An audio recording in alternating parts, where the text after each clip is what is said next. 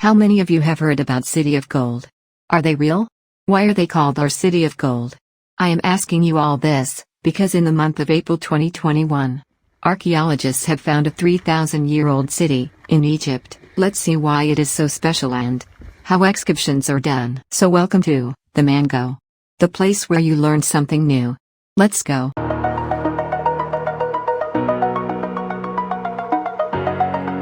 Archaeologists have hailed the discovery of what believed to be the largest ancient city found in Egypt. Buried under sand for Amelia, which experts said was one of the most important finds since the unearthings of Tutankhamun's tombs, the city was found on 8th of April 2021 by the famous Egyptologist, Zahi Hawass. King Amenhotep III inherited an empire that stretched from the Euphrates to Sudan, archaeologists say, and died around 1354 BC. He ruled for nearly 4 decades.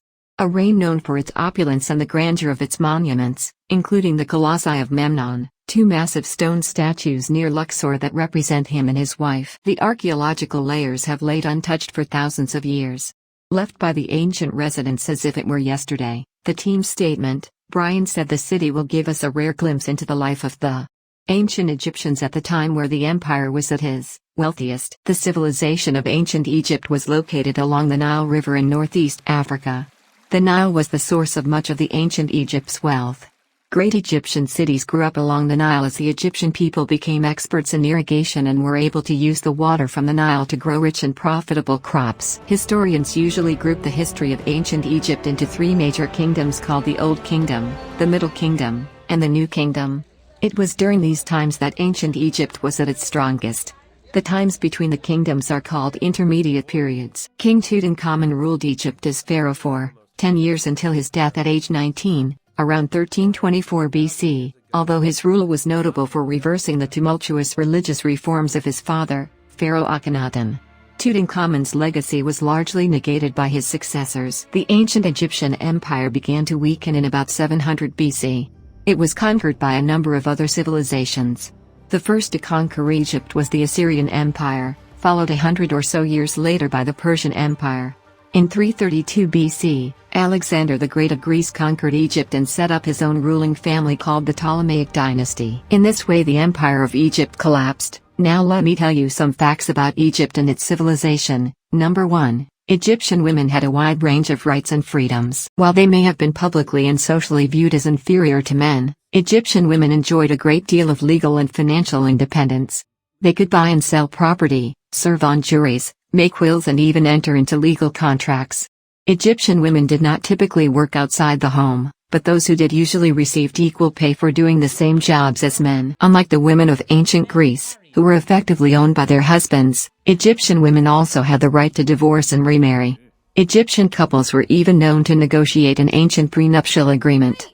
These contracts listed all the property and wealth the woman had brought into the marriage and guaranteed that she would be compensated for it in the event of a divorce. Number 2. Egyptian workers were known to organize labor strikes. Even though they regarded the pharaoh as a kind of living god, Egyptian workers were not afraid to protest for better working conditions. The most famous example came in the 12th century BC during the reign of the New Kingdom pharaoh Ramses III. When laborers engaged in building the royal necropolis at Deir el-Medina did not receive their usual payment of grain, they organized one of the first recorded strikes in history. The protest took the form of a sit-in. The workers simply entered nearby mortuary temples and refused to leave until their grievances were heard. Number 3. The pyramids were not built by slaves. The life of the pyramid builder certainly wasn't easy. Skeletons of workers commonly show signs of arthritis and other ailments, but evidence suggests that the massive tombs were built not by slaves but by paid laborers. These ancient construction workers were a mix of skilled artisans and temporary hands, and some appear to have taken great pride in their craft. Graffiti found near the monuments suggests they often assigned humorous names to their crews like the Drunkards of Menkaure or the Friends of Khufu. The idea that slaves built the pyramids at the crack of the whip was first conjured by the Greek historian Herodotus in the 5th century BC, but most historians now dismiss it as myth. While the ancient Egyptians were certainly not averse to keeping slaves, they appear to have mostly used them as field hands and domestic servants. Ancient Egyptians loved board games. After a long day's work along the Nile River, Egyptians often relaxed by playing board games. Several different games were played, including Man and Dogs and Jackals, but perhaps the most popular was a game of chance known as Senet.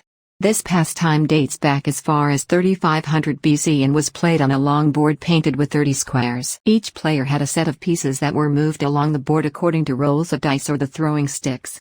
Historians still debate Senet's exact rules, but there is little doubt of the game's popularity. Paintings depict Queen Nefertari playing Senet, and pharaohs like Tutankhamun even had game boards buried with them in their tombs. Now at last, Egypt is the soul of Africa. To know all its dimensions, historians still have to work a lot, and if new updates came, I will definitely make another video on it. Still then, stay safe and keep learning. Bye.